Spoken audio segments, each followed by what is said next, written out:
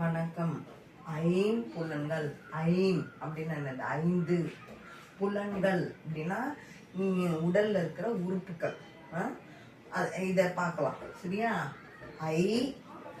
பாரு, எழுத்த பாரு எப்படி சொல்லணும், அப்பதான் ஞாபகம் உனக்கு.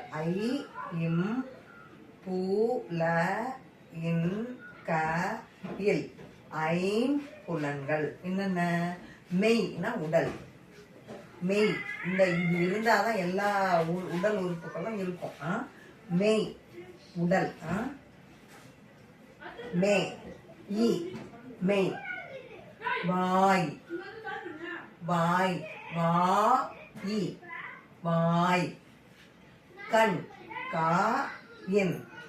கண். மூக்கு மூக்கு. காது காது. ஐம்புலன்கள் மெய், வாய், கண், மூக்கு, காது. தேங்க்யூ.